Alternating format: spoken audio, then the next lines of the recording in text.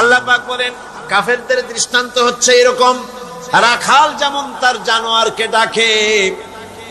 আপনাদের দেশে আছে না রাখাল গরুকে ডাকে, এই গরু এদিকে আয়, বলে না এদিকে আয়, অথবা ডাইনে যাবার সামনে যা। গরু থেকে বোঝে যে এদিকে আয় মানে আমারে ডাকতেছে, ওদিকে যা মানে আমারে সরে যেতে বলতেছে। এগুলো বোঝে না। আল্লাহ পাক বলেন রাখাল যেমন চতুষ্পদ জানোয়ারকে ডাকে। জানোয়ার শুধু একটা আওয়াজ শোনে মাত্র, কিন্তু রাখাল কি বলে তা সে বুঝতে পারে না, শুধু একটা আওয়াজ শোনে। ও তো হলো বধির, ও হলো অন্ধ, ও হলো বোবা। অনুরূপ ভাবে যারা কাফের তারাও কোরআনের কথা শোনে, হক তারা দেখে, হকের আওয়াজ তারা শোনে, কিন্তু ওই চতুষ্পদ জানোয়ারের মতো একটা আওয়াজ শোনে, কি বলে তা তারা বোঝে না। আল্লাহ পাক বলেন কাফেরদের আমল হলো এরকম, যারা নাকি আমাকে অস্বীকার করেছে তাদের আমল, তাদের কাজগুলি অবস্থা এমন যেমন মরুভূমির ভিতরে মরুচারীরা পথ চলতে গিয়ে দূরে দেখতে পায় পানি আছে, পানি মনে করে তার কাছে যায়। যখন কাছে চলে গেল, যারে পানি মনে করেছিল, হাত্তা ইদা জাআহু লাম ইয়াজিদহু শাইয়া, যাকে পানি মনে করেছিল কাছে গিয়ে দেখলো কিছুই পেল না, পানি নাই। আছেন এরকম? মরীচিকা বোঝেন? এই যে চৈত্র মাস, বৈশাখ মাসের যখন প্রচন্ড রোদ হয়, তখন বীজ ঢালা রাস্তার উপরে দেখবেন দূরের থেকে মনে হবে যেন পানি চিকচিক করছে। আসলে কি পানি না, মরুভূমির উপরে পথ চলতে গিয়ে এরকম দেখা যায় বিরাট জলাশয়, মনে হবে অনেক পানি আছে ওখানে। যখন কাছে যায়, কাছে গিয়ে প্রান্ত হয় ওখানে গিয়ে পানিটা পান করার জন্য, আল্লাহ বলেন কাছে যখন যায় হাত্তা ইযা জাহু লাম ইয়াজিদহু শাইয়া, কাছে গিয়ে তখন কিছুই পায় না। এইভাবে মরীচিকার ভেতর মরীচিকা দেখে মরুচারীরা যেমন পানির জন্য ছুটে যায়, পানি পায় না, প্রাণান্ত হয়ে যায়। কাফির বেঈমান নাস্তিক মুরতাদরা তাদের সমস্ত জীবনের আমলগুলি এভাবে নিষ্ফল, কোনো দাম নাই, কোনো মূল্য নাই। তারা নিজেদের তৈরি করা মতবাদকে শান্তি আছে বলে মনে করে শেষ পর্যন্ত দেখে কিছুই নাই। যেমন কমিউনিজম ৭২ বছর ধরে পৃথিবীকে কিছুই দিতে পারে নাই, জ্বালা দিয়েছে, যন্ত্রণা দিয়েছে, কষ্ট দিয়েছে, হতাশা দিয়েছে, ক্ষুধা দিয়েছে, দারিদ্র দিয়েছে, নির্যাতন করেছে, নিষ্পেষণ করেছে, মানুষের জন্য ভালো কিছুই করতে পারে নাই। বলেন পেরেছে নাকি? কি বলেন পেরেছে? সুতরাং এভাবে গরিব ওরা মনে করে ভালো, আসলে তো ভালো না। আসল ভালো তো আল্লাহ রাব্বুল আলামিন যেটা বান্দার জন্য করেন, এর থেকে ভালো আর কিছু হতে পারে না। কি বলেন? পারে না। যারা নাকি কাফের, আমাকে অস্বীকার করেছি, আমার আইনকে অস্বীকার করেছে, আমার সঙ্গে বিদ্রোহিতা পোষণ করেছে, আর এই অবস্থায় যদি তার মৃত্যু হয়ে যায় কুফরি হালতে, তাহলে আল্লাহ ফি সাবিলিল্লাহি লা ইয়াস্তাউনা ইনদাল্লাহ, আল্লাহ পাক বলেন হাজীদের পানি পান করায়া আর মসজিদে হারামের খেদমত করে তোমরা কি তাদের সমান হতে চাও যারা নাকি আমার উপর ঈমান এনেছে, পরকালকে বিশ্বাস করেছে, আর আমার রাস্তায় জিহাদ করেছে? এই উভয় দল সমান আমার কাছে সমান হতে পারে না। লা ইয়াস্তাউনা ইনদাল্লাহ, আমার কাছে এরা সমান নয়। হাজীদের পানি পান করানো কাফেরেরা পান করাতো, আর মসজিদে হারামের খেদমত করতো। এই দিয়ে তাদের মনের মধ্যে একটা ফখর ছিল যে আমরাও তো মুসলমানের চাইতে ভালো কাজ কম করি না, আমরা হাজীদের পানি পান করাই, হাজীদের পানি পান করাই, তারপরে মসজিদে হারামের খেদমত করি, কম তো কিছু করি না। আল্লাহ বলেন যারা ঈমান আনলো, যারা আমার আখিরাতকে বিশ্বাস করলো, যারা আমার রাস্তায় জিহাদ করলো, জান দিল, মাল দিল, কখনো এই উভয় দল আমার কাছে সমান নয়। আল্লাযীনা আমানু ওয়া হাজারু ওয়া জাহাদু ফি সাবিলিল্লাহি বিআমওয়ালিহিম ওয়া আনফুসিহিম আ'যামু দারাজাতান ইনদাল্লাহ ওয়া উলাইকা হুমুল ফাইজুন। আল্লাহ পাক বলেন যারা নাকি ঈমান এনেছে আর আমার রাস্তায় হিজরত করেছে আর জিহাদ করেছে আমার দ্বীনকে প্রতিষ্ঠা করার জন্য, মাল দিয়ে আর জান দিয়ে, আমার কাছে তাদের বিরাট মর্যাদা। আর ওরাই হলো কামিয়াব, ওরাই হলো সফল কাম, কিয়ামতের দিন তারাই সফল হবে। জোরে বলেন সুবহানাল্লাহ। সুতরাং কাফেরদের কোনো ভালো কাজও মুমিনদের কাজের সমান হবে না, এবং ভালো কাজের মূল্যায়ন কিয়ামতের দিন তাদের হবে না, কারণ তারা ভালো কাজগুলি করেছিল নিজেদের সুনামের জন্য, আল্লাহকে সন্তুষ্ট করার জন্য নয়। ভাইরা আমার, ইমানের এখানেই হচ্ছে ইমানের এই গুরুত্ব। ইমান আসল ব্যাপার, জীবনের সবচাইতে গুরুত্বপূর্ণ বিষয় হলো ইমান। আল্লাহর উপরে ইমান এনে সেই ইমানের উপরে নিজেদেরকে যদি টিকায় রাখা যায়, আল্লাহর উপরে ইমান এনে সেই ইমান অনুযায়ী আল্লাহর হুকুম অনুযায়ী যদি জীবন পরিচালনা করা যায়, এটার নামই হচ্ছে ইমান। এই ইমানের গুরুত্ব কোরআন শরীফে সর্বাধিক দেওয়া হয়েছে। বলেন না সবটা কাল কি বর্তমান। সুতরাং বর্তমানের উপরে ভিত্তি করে যে আল্লাহ পাক আইনের কিতাব রচনা করেছেন, তার ভিতরে পরিবর্তনের প্রয়োজন কিয়ামতের বর্তমান। সুতরাং বর্তমানের উপরে ভিত্তি করে যে আল্লাহ পাক আইনের কিতাব রচনা করেছেন, তার ভিতরে পরিবর্তনের প্রয়োজন কিয়ামতের এপাশে পরিবর্তন প্রয়োজন দেখা দিবে না। কোন আলহামদুলিল্লাহ। এই জন্যে কোরআন শরীফ বলছে, রাসূল করিম সাল্লাল্লাহু আলাইহি ওয়াসাল্লামের কাছে তারা বলতো, ইয়াকুলুনা হাল লানা মিনাল আমরি মিন শাই। তারা বলতো, হে নবী, আইন প্রণয়নের ব্যাপারে আমাদের কোনো অধিকার আছে কিনা, আমরা একটু অংশ নিতে পারি কিনা। আল্লাহ পাক জবাবে বললেন, কুল ইন্নাল আমরা কুল্লুহু লিল্লাহ। বলে দাও, আইন প্রণয়নের ব্যাপারে, হুকুম পরিচালনার ব্যাপারে সবটা এখতিয়ার কেবলমাত্র কার? জোরে সরে বলেন কার? আল্লাহ পাক। কারণ এই পৃথিবীতে মানুষের কাছে আইন তৈরি করার মতো একটা গুরুত্বপূর্ণ বিষয় মানুষের হাতে ছেড়ে দেওয়া যায় না। ওই মানুষের হাতে যারা স্বার্থপরতায় ভোগে, যাদের মন সংকীর্ণ, যারা সামান্য সামান্য জিনিস নিয়ে স্বার্থপরতায় ভোগে, তারা এত বড় কাজ করতে পারে না। যদি আইন তৈরি করার দায়িত্ব তাদের দেওয়া হয়, তাহলে সর্বপ্রথম তারা আইন তৈরি করবে নিজেদের ভাষার স্বার্থে, দলের স্বার্থে, দেশের স্বার্থে, অঞ্চলের স্বার্থে, তারপরে করবে অন্য মানুষের জন্য।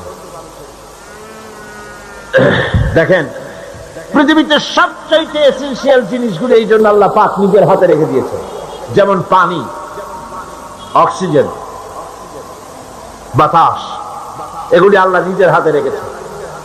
কারণ মানুষ তো আল্লাহ সৃষ্টি করেছেন, আল্লাহ জানেন এদের দুর্বলতা কোথায়। এরা মোটে সুযোগ পায় না, সুযোগ একটু পেলেই বলে ভাতে মারবো, পানিতে মারবো। আর এদের হাতে যদি আইন তৈরি করার দায়িত্ব দিয়ে দেওয়া হয়, আর এই সব গুরুত্বপূর্ণ জিনিস যদি তাদের হাতে তুলে দেওয়া হয়, তাহলে ক্ষমতায় যেতে পারলে তারা বিরোধী দলকে বলবে, আমাদের দলে না আসা পর্যন্ত, আমাদের বশ্যতা স্বীকার না করা পর্যন্ত বাতাস দেব না, অক্সিজেন দেব না, পানি দেব না। এই জন্যে সবচাইতে গুরুত্বপূর্ণ জিনিসগুলি আল্লাহ তার নিজের হাতে রেখেছেন। এই পৃথিবীতে পানি, আগুন, বাতাস, অক্সিজেন যেমন গুরুত্বপূর্ণ, এর থেকে কম গুরুত্বপূর্ণ নয় পৃথিবীর মানুষের জন্য একটি সার্বজনীন আইন। যেহেতু বাতাস থাকুক, বাতাস তো আছে পৃথিবীতে, বাতাসের অভাব নাই, পানির অভাব নাই, আগুনের অভাব নাই, অক্সিজেনের অভাব নাই, তারপরেও মানুষেরা আজ নির্যাতিত, নিষ্পেষিত, নারীরা অধিকার হারা, শ্রমিকরা অধিকার থেকে বঞ্চিত, কালো মানুষ সাদা মানুষের নির্যাতনে নাগরিক অধিকার থেকে বঞ্চিত। পৃথিবীর ছোট ছোট শক্তিগুলিকে বৃহৎ শক্তিগুলি শেষ করে দিচ্ছে। সুতরাং আইনের মতো এই গুরুত্বপূর্ণ একটি বিষয় আল্লাহ পাক নিজের হাতে রেখেছেন। কার হাতে রেখেছেন? নিজের হাতে রেখেছেন। সে আইনের কিতাবখানার নাম হলো, এটার নাম হলো কোরআন। তাই আল্লাহ রাব্বুল আলামিন তার উপরে যারা ঈমান আনে, তাদের ঈমানের ভিতরে আল্লাহ থাকে, রাসূল থাকে, পরকাল থাকে, জবাবদিহিমূলক আচরণ থাকে, সে ব্যাখ্যা পরে দেব। আর পার্থিব ইমানে যারা বিশ্বাসী, পার্থিব ইমান যাদের রয়েছে, পার্থিব ধরনের ইমান যাদের, তাদের ইমান হলো 3 নম্বরে হতেছে তাদের দেশের আইন, 4র্থ নম্বরে তাদের মাবুদ হচ্ছে, 4র্থ নম্বরের খোদা হচ্ছে তাদের কাছে তাদের নফস প্রবৃত্তি। এই নফসের গোলামি তারা করে, প্রবৃত্তির গোলামি তারা করে, মন যা চায় তাই তারা করে। সেখানে কোনো বাধা নাই, সেখানে কোনো বিপত্তি নাই, সেখানে কোনো আইন নাই, নীতি নৈতিকতার কোনো বালাই নাই, মন যা চায় তাই তারা করে। এটা হলো 3 নম্বর সর্বশেষ মাবুদ। 4র্থ নম্বরের মাবুদ যেটা তাদের, তা হলো তাদের হিকমত এবং বিচক্ষণতা। এই হিকমত আর বিচক্ষণতা তাদের, এ দিয়ে তারা এখানে সামান্য কিছু, এই হিকমত দিয়ে, এই বিজ্ঞান দিয়ে, এই কলা কুশলতা দিয়ে, এই বিচক্ষণতা দিয়ে সামান্য কিছু তাদের কল্যাণ হলেও সার্বিকভাবে তাদের কোনো কল্যাণ বয়ে আসে না। এই 4 ধরনের মাবুদের উপরে বিশ্বাস থাকার কারণে তাদের নীতি নৈতিকতার সকল দরজা বন্ধ হয়ে যায়। তারা নিজের জ্ঞান, নিজের দেশ, নিজের আইন, নিজের জাতি এর উপরে বিশ্বাস থাকে বলে তাদের ঊর্ধ্বতন এমন কোন ক্ষমতা, এমন কোন ক্ষমতাবান কেউ নাই বলে তাদের বিশ্বাস, যার কাছে তাদের জীবনের কোনো কিছুর হিসাব দিতে হবে। এই জন্য জবাবদেহিমূলক জীবনযাপন তারা করে না, হয় না। পরিপূর্ণ ঈমান হচ্ছে যে আল্লাহর উপরে বিশ্বাস করা হচ্ছে, সেই আল্লাহর আইনকে, আল্লাহর হুকুম এবং আহকামকে জীবনের সকল ক্ষেত্রে মেনে চলাই হচ্ছে পরিপূর্ণ ঈমান। আর এই ঈমান যারা আনে তারাই হয় সেই ঈমানদার লোকেরাই পৃথিবীর মধ্যে সবচাইতে মর্যাদা সম্পন্ন। আর তাদের মর্যাদা সম্পর্কে আল্লাহ পাক কোরআন শরীফে বলছেন, যারা ঈমান আনে দুনিয়াও তাদের মর্যাদা হবে, আখিরাতেও মর্যাদা হবে। আল্লাহ রাব্বুল আলামিন বলেন, জাযাউহুম ইনদা রাব্বিহিম জান্নাতু আদনিন তাজরি মিন তাহতিহাল আনহার খালিদিনা ফিহা আবাদান। আল্লাহ পাক বলছেন, যারা নাকি ঈমান আনবে আমার উপরে আর আমলে সালেহ করবে, নেক কাজ করবে, তাদের জন্য পুরস্কার হলো সবুজ শ্যামল এমন জান্নাত আমি তাদের জন্য রেখেছি, যার নিচের থেকে শতত নহর প্রবাহিত। আর এই জান্নাতের ভিতরে তারা থাকবে, তারা সেখানে বসবাস করবে। রাদিয়াল্লাহু আনহুম ওয়া রাদু আনহু। আল্লাহ পাক তাদের উপরে সন্তুষ্ট, যারা ঈমান এনেছে, যারা ঈমানের উপরে থেকেছে, তাদের উপরে আল্লাহ সন্তুষ্ট, আর তারাও আল্লাহ রাব্বুল আলামিনের উপরে সন্তুষ্ট। যালিকা লিমান খাশিয়া রাব্বাহ। আর এটা এই জন্য যে তারা তাদের প্রভুকে ভয় করে চলেছে, তারা তাদের আল্লাহকে, তাদের রবকে ভয় করে জীবন যাপন করেছে। এই জন্য আল্লাহ রাব্বুল আলামিন কিয়ামতের দিন তাদেরকে পুরস্কৃত করবেন। ঈমান মুমিন ব্যক্তির শ্রেষ্ঠ অবলম্বন, ঈমান মুমিন ব্যক্তির শ্রেষ্ঠ অবলম্বন। ঈমানের দাবি হলো এই, তাগুতকে অস্বীকার করতে হবে আর আল্লাহর প্রতি ঈমান আনতে হবে পরিপূর্ণভাবে। তাহলে আল্লাহ পাক বলেন, এমন কোন জিনিস নাই যে তাকে ধ্বংস করে দিতে পারে, তাকে ক্ষতিগ্রস্ত করতে পারে। ঈমান ছাড়া সকল নেক আমল নষ্ট হয়ে যাবে। মানুষের নেক আমল, প্রত্যেক মানুষ কিছু না কিছু ভালো কাজ করে। ঈমান যদি না থাকে তাহলে এই ভালো কাজের কোনো মূল্য নাই।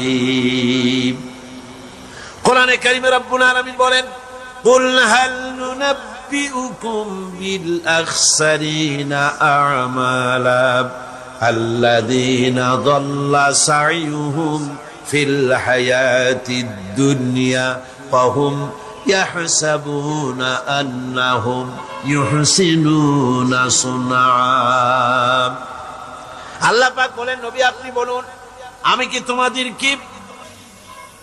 কি তোমাদেরকে বলবো না এই কথা যে আমলের দিক থেকে সবচাইতে ব্যর্থ কোন ব্যক্তি, আমলের দিক থেকে ব্যর্থ ক্ষতিগ্রস্ত কোন ব্যক্তি, তা কি বলবো না?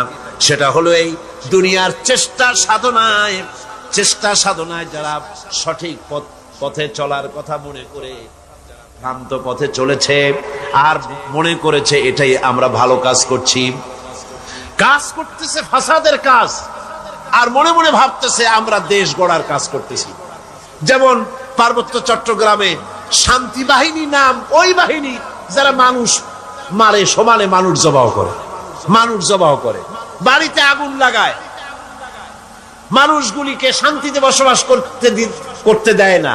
এদের নাম হয়েছে কি? শান্তি বাহিনী। খেরাত কা নাম রাখ দিয়া জুনুন আর জুনুন কা নাম খেরাত। পাগলপনার নাম বুদ্ধিপনা আর বুদ্ধিপনার নাম হলো পাগলপনা।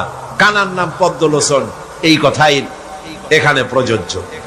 নিজেরা কাজ করে তারা মনে করে যে আমরা এটা সমাজের জন্য, দেশের জন্য ভালো কাজ করতেছি। আসলে এই কাজটি ইমানের উপরে না থাকার কারণে এই কাজগুলির দ্বারা দেশ এবং জাতি ক্ষতিগ্রস্ত হচ্ছে, আর তারা মনে করছে আমরা খুব ভালো কাজ করছি।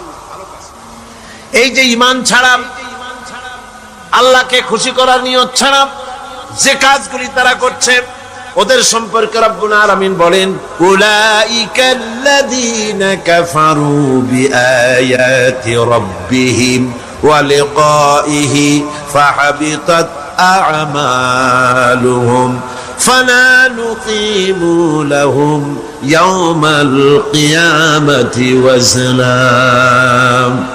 এরা হচ্ছে সেই সব লোক যারা আল্লাহর সঙ্গে দেখা করাকে অস্বীকার করেছে।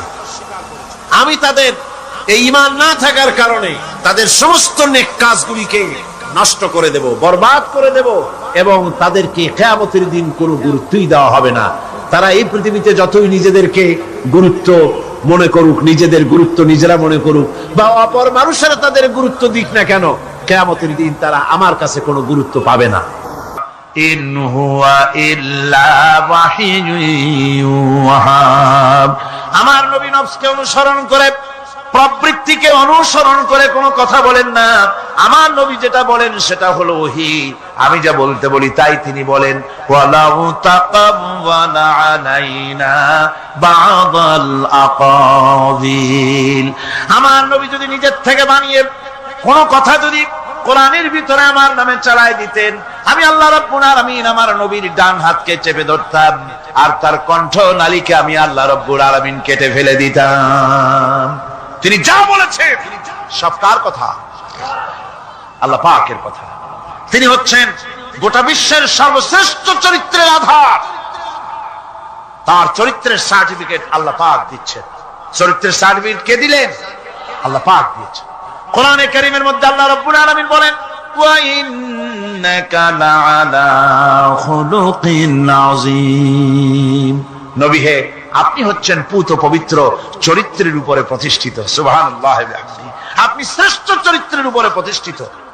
দেখুন, রাসূল করিম সাল্লাল্লাহু আলাইহি ওয়াসাল্লাম নবুয়ত পাওয়ার পর যখন তিনি ঘরে প্রবেশ করেছেন, সর্বপ্রথম হযরত জিবরাইলের সঙ্গে জীবনের প্রথম দেখা, ভয় পেয়েছেন, শরীরে জ্বর এসেছে, এবং হযরতে খাদিজাকে গিয়ে বলছেন যে আমাকে ঢেকে দাও, আমি ভয় পেয়েছি। হযরতে খাদিজাতুল কুবরা রাদিয়াল্লাহু তাআলা আনহা তিনি রাসূলকে বলছেন, আবুল কাসেম, হে কাসেমের পিতা, আপনার ভয় পাওয়ার কোনো কারণ নাই। আপনাকে জিন বা শয়তান কোনো অনিষ্ট করতে পারে না, কারণ আপনি এতিমদেরকে, মিসকিনদেরকে খেতে দেন, আপনি বিধবাকে আশ্রয় দেন, আপনি প্রতিবেশীর হক আদায় করেন, আপনি আত্মীয়দের হক আদায় করেন।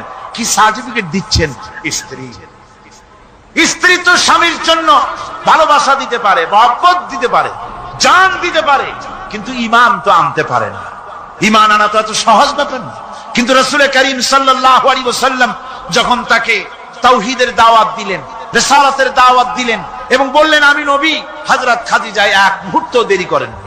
হযরতে খাদিজা তার কাছে রাসূলুল্লাহ যখন রিসালাতের দাওয়াত পেশ করলেন, সঙ্গে সঙ্গে হযরত খাদিজা পড়ে নিলেন, লা ইলাহা ইল্লাল্লাহু মুহাম্মাদুর রাসূলুল্লাহ। জোরে সোরে পড়েন, লা ইলাহা ইল্লাল্লাহ, লা ইলাহা ইল্লাল্লাহ।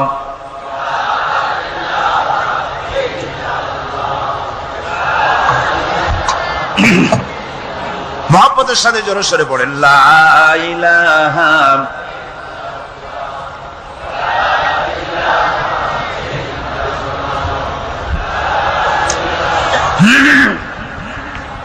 লা ইলাহা ইল্লাল্লাহু মুহাম্মাদুর রাসূলুল্লাহ।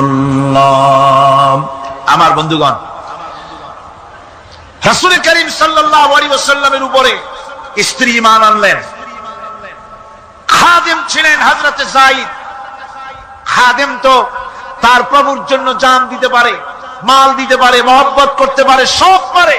খাদেম ঈমান আনতে পারে না, যেহেতু খাদেমের কাছে তার সাহেবের ইনস এন্ড আউট, তার ভেতর বাইরে সবকিছুই পরিষ্কার থাকে। হযরতে রাসূলের খাদেম ছিলেন হযরতে যায়েদ। হযরত যায়েদ তার উপরে যখন 15 বছর খাদেম ছিলেন রাসূলুল্লাহ, হুজুর যখন তার কাছে দাওয়াত পেশ করলেন, যখন রিসালাতের দাওয়াত পেশ করলেন, তাওহীদের দাওয়াত দিলেন, খাদেম যায়েদ একটু চিন্তা করলেন না, সাথে সাথে পড়লেন লা ইলাহা ইল্লাল্লাহু মুহাম্মাদুর রাসূলুল্লাহ। রাসূলের বন্ধু ছিলেন হযরত আবু বকর সিদ্দিক রাদিয়াল্লাহু তাআলা আনহু। 20 বছরের বন্ধু। কত বছরের বন্ধু? 20 বছর। 20 বছর বসে একজন বন্ধু আর একজন বন্ধুকে চিনতে মোটেই কিছু বাকি থাকে না। হযরত আবু বকর রাদিয়াল্লাহু তাআলা আনহু তার কাছে যখন রাসূলুল্লাহ নবুয়তের দাওয়াত পেশ করলেন, হযরতে আবু বকর রাদিয়াল্লাহু তাআলা আনহু এক মুহূর্ত দেরি করেন নাই, বলেছেন আপনার চরিত্র নবুয়তের চরিত্র। আগেই বুঝতে পেরেছি সাধারণ মানুষের চরিত্র এমন হতে পারে না। তিনিও কালেমা পড়ে মুসলমান হয়ে গেলেন। সাহাবায়ে কেরাম রাসূলের প্রতি এই মহব্বত, এই শ্রদ্ধা তারা পোষণ করেছেন। নবী তার চরিত্র দিয়ে মানুষের সামনে নিজেকে প্রকাশ করেছেন। তার চরিত্র দুই রকম ছিল না, চরিত্র একরকম ছিল।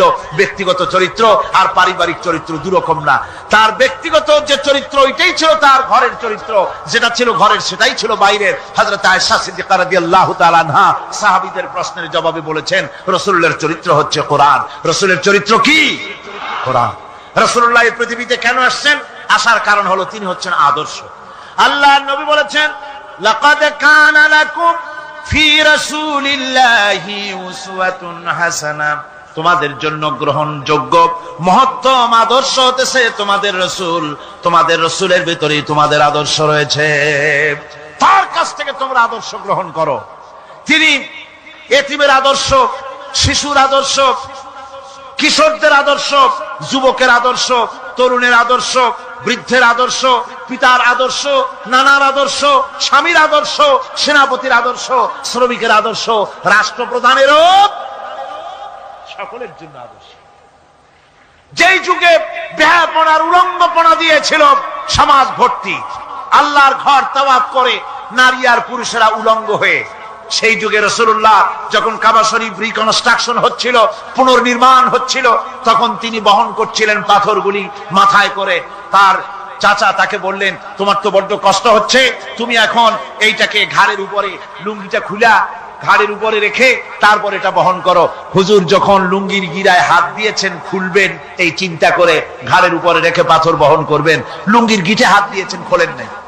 লুঙ্গির গিটের উপরে হাত রেখে তিনি চিন্তা করলেন এতগুলি লোকের সামনে কাপড়টা খুললে পরে কি শরম হবে। কাপড়টা খোলেনি নাই, শুধু খুললে পরে কি লজ্জা হবে। এই আগাম শরমের অনুভূতিতে মুহাম্মদ সাল্লাল্লাহু আলাইহি ওয়াসাল্লাম বেহুশ হয়ে জমিনের উপরে পড়ে গেছে। আদর্শ কাকে বলে? শিশুর আদর্শ, কিশোরের আদর্শ, স্বামীর আদর্শ, পিতার আদর্শ, নানার আদর্শ, গোটা পৃথিবীর সমস্ত মানুষের আদর্শ রাসূল করিম সাল্লাল্লাহু আলাইহি ওয়াসাল্লাম। তার কাছে তিনি স্ত্রীদের আদর্শ ছিলেন, তিনি নানার আদর্শ ছিলেন। ইমাম হোসেনকে তিনি কোলে নিচ্ছেন, ঘাড়ে উঠছে বাচ্চা, বুকের উপরে উঠছে। একজন সাহাবী বলছেন হুজুর বাচ্চা পেলে আপনি এত আদর করেন, আমার তো 6-7টা ছেলে মেয়ে, আমি মোটে কোলেও নি না আর জীবনে একবার সুমাও খাই না, আমার মোটে ইচ্ছাই করে না।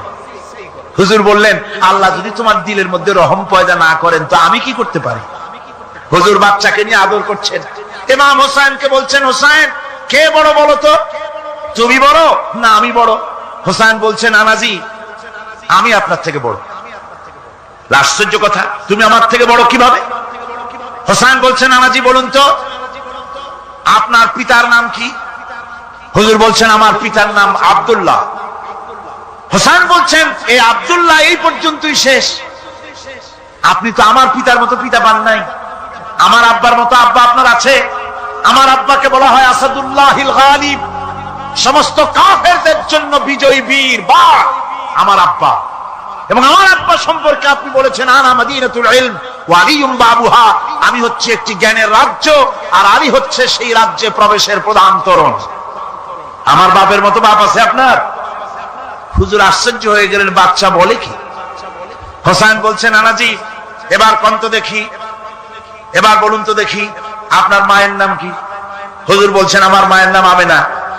হযরত হোসেন বলছেন এই আমেনা পর্যন্তই শেষ, কয়জনে চিনবে কর? আমার মায়ের মতো একটা মা আপনার আছে? আমার মায়ের মতো একটা মা আপনি পেয়েছেন? আমার মাকে চেনেন? আমার মা হচ্ছেন জান্নাতের সাইয়্যিদাতুন নিসা, জান্নাতের সমস্ত মহিলাদের সরদারিনী আমার মা ফাতিমাতুজ জাহরা রাদিয়াল্লাহু তাআলা আনহা। আমার মায়ের মতো একটা মা আপনি পেয়েছেন? হোসেন বলছেন নানাজি আরো বলবো নাকি? কয় হ্যাঁ বলো। বলছেন নানাজি এবার কম তো দেখি আপনার নানার নাম কি? হুজুর বলছেন আমার নানার নাম আব্দুল ওয়াহাব। হোসেন বলছেন এবার আপনি মানুষের কাছে জিজ্ঞেস করেন কয়জন এই আব্দুল ওয়াহাব রয়েছেন? আপনি কি আমার নানার মতো একটা নানা পেয়েছেন? আমার নানাকে আপনি জানেন? আমার নানা সাইয়্যিদুল মুরসালিন আশরাফুল আম্বিয়া রাহমাতুল লিল আলামিন বিশ্বনবী জনাবে মুহাম্মদ রাসূলুল্লাহ সাল্লাল্লাহু আলাইহি ওয়াসাল্লাম।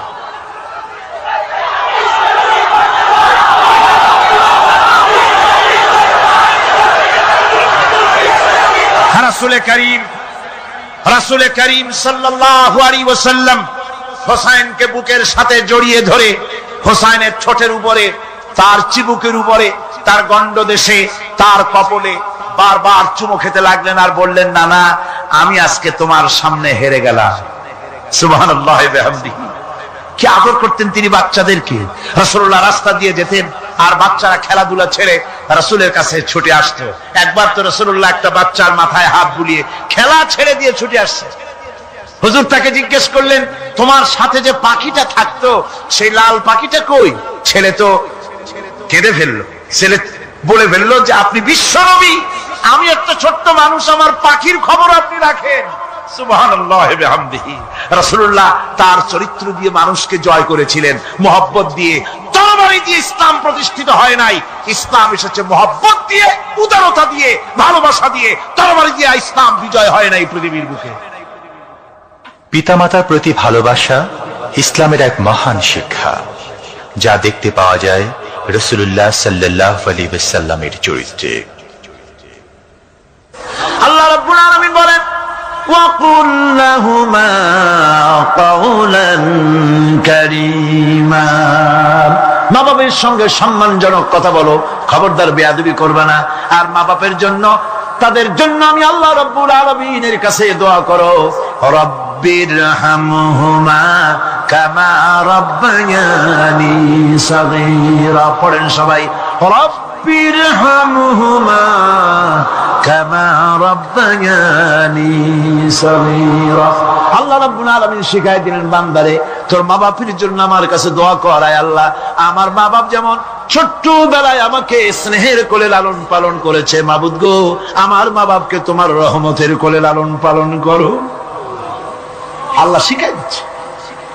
হাদিস শরীফ এসেছে হুজুর বসে আছেন মসজিদে নববীতে, সাহাবায়ে কেরাম বসা। এক বৃদ্ধা মহিলা প্রবেশ করেছেন মসজিদে, হুজুর তাকে দেখে দাঁড়ায় গেলেন। মহিলা আসার পর নবীজি নিজের গায়ের চাদর বিছিয়ে দিলেন। মহিলা চলে যাওয়ার পর সাহাবায়ে কেরাম জিজ্ঞেস করলেন হুজুর একজন সাধারণ মেয়ে লোকের জন্য হুজুর নিজের চাদর বিছাইলেন, বুঝলাম না ফজিলত কি, চিনলাম না মেয়ে লোকটাকে। হুজুর বলেন সাহাবীরা চাদর তো ভালো, হক তো আদায় করতে পারি নাই, চিনতে পারো নাই, তোমরা বুঝতে পারো নাই। আমি দুনিয়া আসার পর আমার মায়ের দুধ আমার কিসমতে তেমন হয় নাই, আমি আমার মায়ের যত্ন তেমন পাই নাই, স্নেহ আদর তেমন পাই নাই। যার বুকের দুধ খাইয়া, যার কোলে কাখে চড়ে আমি বড় হয়েছি, ইনি আমার সেই দুধ মা হযরতে হালিমাতুস সাদিয়া। বন্ধুরা, মা যদি বেঁচে থাকে রাত্রে বাড়ি গিয়ে পায়ে ধরুন, বলেন মা অন্যায় করেছি, জীবনে বহু বেয়াদবি করেছি, আমার মাফ করে দাও। বিশ্বাস করুন, মা বাপের যদি খেদমত করেন, মা বাপ যদি রাজি থাকে, রিস্কে, খাদ্যে, টাকায়, ইজ্জতে জীবনেও কষ্ট হবে না। বিপদে অবিচলতার মুক্ত প্রতীক বিশ্বনবী মুহাম্মদ সাল্লাল্লাহু আলাইহি ওয়াসাল্লাম। সর্ব অবস্থায় আল্লাহর উপর ভরসা করে ধৈর্য ধরার ক্ষেত্রে তিনি স্থাপন করেছিলেন এক অনন্য দৃষ্টান্ত। হিজরতের ঘটনা তার প্রকৃষ্ট উদাহরণ। আমার ভাইয়েরা, বিপদে অবিচলতা আমাদেরকে পয়গম্বরেরা শিক্ষা দান করেছেন। আমরা দেখতে পেয়েছি বিশ্বনবী জনাবে মুহাম্মদুর রাসূলুল্লাহ সাল্লাল্লাহু আলাইহি ওয়াসাল্লাম হিজরতের রাত, কাফেরেরা চতুর্দিকে দাঁড়ানো। হযরত জিবরাইল এসে বলেন, ইয়া রাসূলুল্লাহ, হে কাফেরেরা চতুর্দিকে ঘিরে দাঁড়িয়েছে, গভীর রাত, এখন হাতে তাদের তরবারি, সকাল হলে পরেই তারা আপনাকে মেরে ফেলে দিবে, তাড়াতাড়ি উঠেন, মদিনার দিকে চলে যান। আল্লাহ নবী ঘুমের থেকে জেগে হযরত আলীকে ডেকে বলেন, আলী, আল্লাহ অর্ডার করেছে, আমি মদিনায় চললাম, আমার বিছানার পরে আমার চাদর গায়ে দিয়ে শুয়ে থাকো। হযরত আলী বলেন, আল্লাহর হাবিব, আপনার চাদর গায়ে দিয়ে ঘুমিয়ে থাকবো, সকালবেলায় কাফির বেঈমানেরা আপনার বিছানার পরে আপনার চাদর গায়ে দেওয়া অবস্থায় আমি আলীকে তারা মুহাম্মদ মনে করবে, আর আমি আলীকে নবী মনে করে তারা তাদের তরবারি দিয়া কেটে কেটে টুকরা টুকরা করে আমারে বিদায় করে দেবে দুনিয়া থেকে। এতটুকুনো পরোয়া করি না, বরং আমার দিলের মধ্যে এটাই তৃপ্তি থাকবে যে আমি আলীর জীবনের বিনিময় আল্লাহর হাবিব দুনিয়ায় বেঁচে আছেন। নবীজি ঘরের থেকে বেরোলেন, চতুর্দিকে কাফেরেরা দাঁড়ানো। আল্লাহ নবী হাতে এক মুষ্টি বালু হাতে নিয়ে শাহাতেল ওযু পড়ে তিনবার দম করে বালুগুলো ছেড়ে দিলেন। বালিগুলি ঘরের চতুর্দিকে কাফেরদের চোখে চলে গেল। পরবর্তী সময় রব্বুল আলামিন ডেকে বলেন, নবীরে, বালি যখন নিক্ষেপ আপনি করেছিলেন, ধুলাগুলি আপনি তো শুধু নিক্ষেপ করেছিলেন, কিন্তু চতুর্দিকে কাফেরদের চোখে গেল কেমনে? একদিকে মেরেছিলেন, সেই দিকেই তো যাওয়ার কথা ছিল, চতুর্দিকের কাফেরের চোখে চোখে সেগুলো পৌঁছে গেল কেমনে? ওয়ামা রামাইতা ইদ রামাইতা ওয়ালাকিন্নাল্লাহ রামা। আপনি মারছিলেন। আল্লাহ নবী হযরত আবু বকরকে সঙ্গে করে নিয়ে চললেন মদিনার দিকে, উল্টা পথে রওনা করলেন। বারবার কাবা শরীফের দিকে তাকাতে লাগলেন। বুখারী শরীফে এসেছে, নবীজি বারবার কাবার দিকে তাকিয়ে বলতেছেন, রে কাবা, বড় আশা ছিল তোর কাছে থাকবো, তোর খেদমত করব, কিন্তু তোর নিষ্ঠুর সন্তানেরা তোর কাছে আমারে থাকতে দিল না রে। আল্লাহ নবী মিসফালা দিয়ে জাবালে কেদোয়ার উপর দিয়ে চলে গেলেন জাবালে সুরে। গুহার কাছে যখন গিয়েছেন, হযর রক্ত হয়ে গেল। হযরত আবু বকর রাদিয়াল্লাহু তাআলা আনহু বলছেন, হুজুর, আর উপায় নাই, দিন হয়ে গেল, এখন বুঝি ধরা পড়ে যাব, ওই গুহার মধ্যে গিয়ে আশ্রয় নেই। তবে আপনি দাঁড়ান, গুহার ভিতরেই পাহাড়িয়া গুহা, বিচ্ছু থাকতে পারে, সাপ থাকতে পারে, আমি আগে ঢুকি, যদি কোনো হিংস্র প্রাণী থাকে আমার উপর দিয়া আঘাত হয়ে যাক, আল্লাহর নবী হেফাজতে থাকুন। হযরত আবু বকর রাদিয়াল্লাহু তাআলা আনহু গুহার ভিতরে নামলেন। নেমে গুহা সাফ করে হুজুরকে ডাকলেন। হুজুর তাশরীফ ফরমালেন গুহার মধ্যে। হুজুর বলেন, আবু বকর, হেঁটে হেঁটে কষ্ট হয়ে গেছে, তুমি বসো, তোমার উরুর উপরে মাথা রেখে আমি একটু ঘুমায়ে যাই। আল্লাহর হাবিব ঘুমায় গেলেন। হযরত আবু বকর লক্ষ্য করে দেখেন চতুর্দিকে অনেকগুলি গর্ত দেখা যায়। এই গর্ত থেকে সাপ আসতে পারে, বিচ্ছু আসতে পারে মনে করে নিজের গায়ের চাদর ছিঁড়ে ছিঁড়ে গর্তগুলি বন্ধ করা শুরু করে দিলেন। কয়েকটা গর্ত বন্ধ করার মতো চাদর আর নাই, পাও দিয়ে চেপে ধরলেন। এক পাহাড়িয়া বিষধর সাপ বেরোবার জন্য চেষ্টা করে বেরোবার পথ খুঁজে নেই পেয়ে হযরত আবু বকরের পায়ের উপরে দংশন করেছে। বিষের যন্ত্রণায় হযরত আবু বকরের চোখ থেকে পানি দরদর করে পড়ছে। রাসূলুল্লাহর ঘুম ভেঙে গেল। আল্লাহ নবী তাকিয়ে বলেন, আবু বকর, চোখে পানি কেন? বাড়ির কথা বুঝি মনে পড়ে গেছে? হযরত আবু বকর বলেন, ইয়া রাসূলুল্লাহ, আল্লাহর নামে কসম করে বলি, যেই দিন আমি ঈমান এনেছি ওই দিন থেকে আমার মা বাপ, আমার কোলে আমার সন্তান, আমার স্ত্রী, আমার জায়গা জমি ঘর বাড়ি, এমনকি আমার নিজের আত্মার চাইতে হুজুর আপনারে ভালোবাসি বেশি। তাহলে কাঁদো কেন? হযরত আবু বকর বলেন, হুজুর, বাড়ির জন্য কাঁদি না, ছেলেপেলের জন্য কাঁদি না, সাপে দংশন করেছে, যন্ত্রণায় কাঁদতেছি। আল্লাহ নবী সঙ্গে সঙ্গে মুখ থেকে থুতু বার করে যন্ত্রণার জায়গায় লাগাই দিলেন। সঙ্গে সঙ্গে যন্ত্রণা বন্ধ হয়ে গেল। হুজুর বললেন, আবু বকর, প্রথম যখন তোমার এই আঘাত করেছিল সাপে, আমাকে কেন তাড়াতাড়ি বলো নাই? এতক্ষণ তো তোমার কষ্ট হতো না। হযরত আবু বকর বলেন, ইয়া রাসূলুল্লাহ, ওটা তো সাপে কাটার যন্ত্রণা, ওই যন্ত্রণায় আমার রক্ত জ্বলতেছে, যন্ত্রণায় যন্ত্রণায় আমার কলেজাটা যদি ফেটেও যেত। আল্লাহর হাবিব আরাম ফরমাচ্ছিলেন, আমি তাকে আরামে বিঘ্ন ঘটাতে পারতাম না। আমার ভাইয়েরা, হযরত আবু বকর, হযরত রাসূল দুজন বসে আছেন। এমনি সময় কাফের বেঈমানেরা খুঁজতে খুঁজতে জায়গা মতো এসে গেছে। একজনে বলে ভিতরে আছে, আর একজনে বলে নাই। পায়ের যদি থাকবে তাহলে মাকড়সায় জাল বুনালো কি করে, পাখি ডিম পেড়ে বসে আছে কি করে, তাদের সন্দেহ হতে লাগলো। এর মধ্যে নাই, একজন বলে আছে আর একজন বলে নাই। হযরত আবু বকর ভয়ের চোটে কেঁদে ফেলেছেন, হুজুর আর উপায় নাই।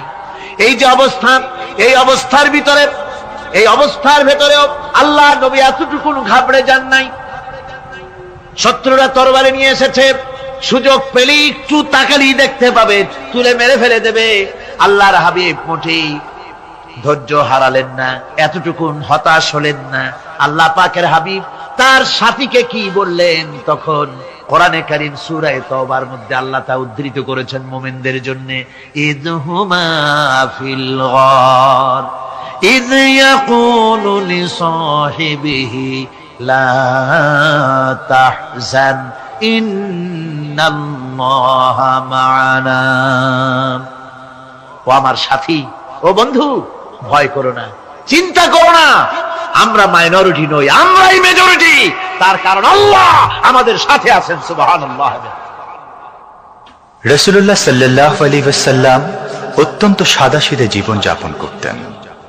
হিজরত করে মদিনায় গিয়ে ইসলামী রাষ্ট্র কায়েম করার পরও তার দারিদ্রতা কাটেনি। হাদিসে এসেছে সে কথা।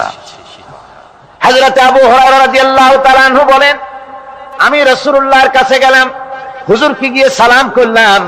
আল্লাহর নবী সালামের জবাব দিলেন, কিন্তু দেখতে পেলাম মুখ নড়ে, আওয়াজ বেরোলো না। কারণ কি?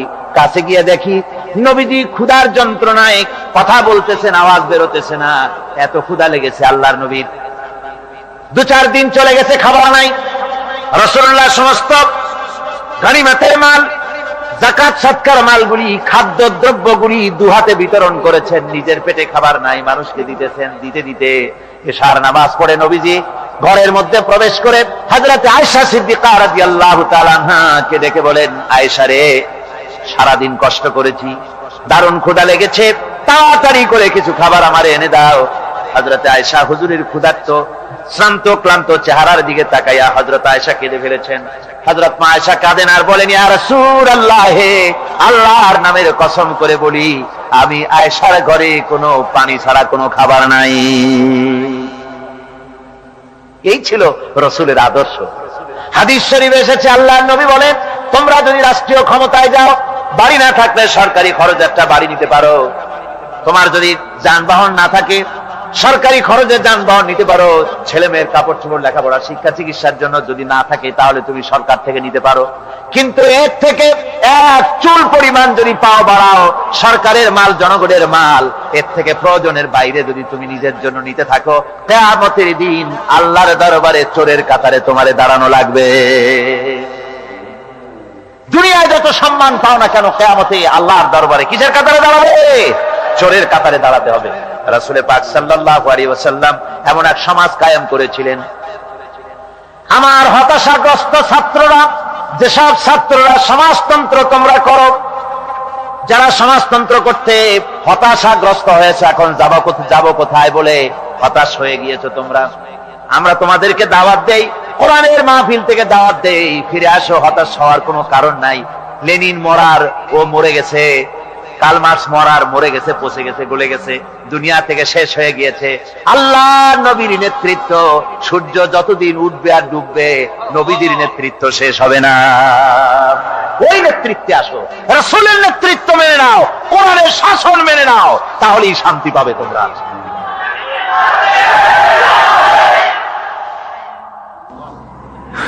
আল্লাহর নবী দুপুরে আরাম করতেছিলেন। হযরত ওমর বলেন, আমি দেখতে গিয়েছিলাম রাসূলুল্লাহকে, আমি যাই সালাম দিলাম,